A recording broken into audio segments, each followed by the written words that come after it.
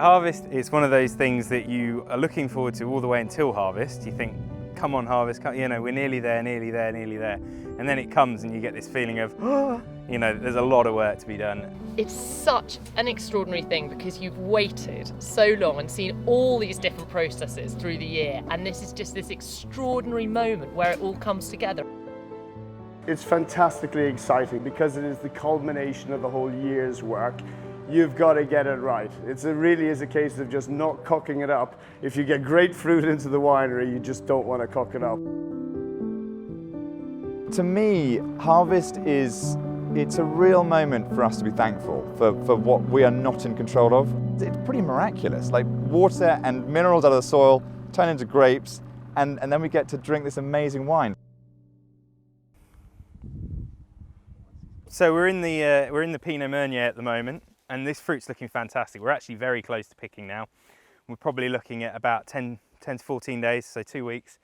But the sugars are really starting to rise. You can see the colour is really starting to darken now, which gives us a fantastic bare product to make our sparkling wine out of. Morning.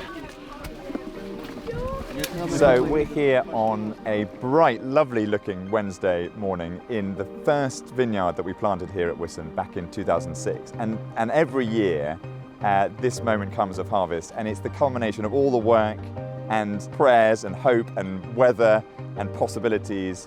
Comes down really to these moments.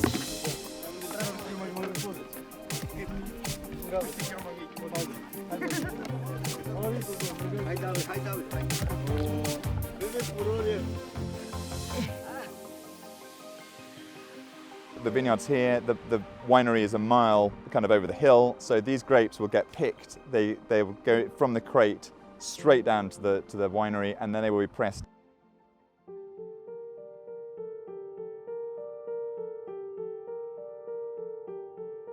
So this is a traditional Coquart champagne press. This was developed in Champagne over 200 years ago in order to express the best quality juice from the champagne varieties, Chardonnay, Pinot Noir, Pinot Meunier, in order to make the best quality sparkling wine. This is a very, very special part of making the Wiston wine.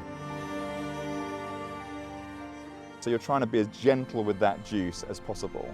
So for it to travel a short distance, get pressed as quickly as possible, and then by gravity filter down from the presses into the tanks.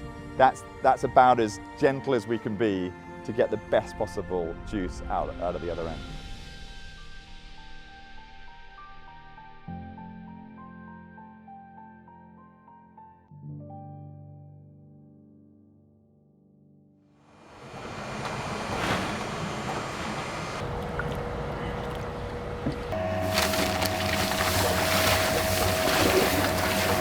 You do get nervous.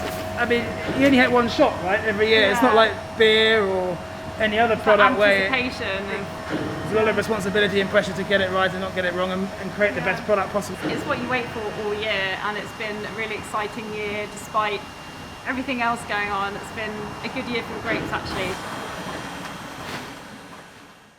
I think it's more a sense of anticipation. In England, one thing is for sure, we're such a young wine producing country, and our climate is so variable, the weather patterns are so unpredictable really, that every vintage has been different over the years. So you expect the abnormal, the atypical in England, and you've just got to prepare for it.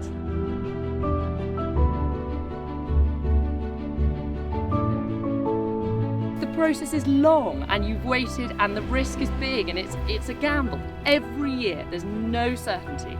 So it is that extraordinary moment when you then get to taste something that has been produced from this land, from these vines. It's so exciting.